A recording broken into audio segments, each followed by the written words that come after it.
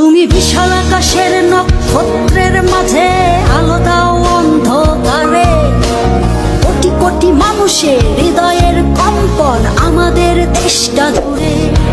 এখনো কৃষক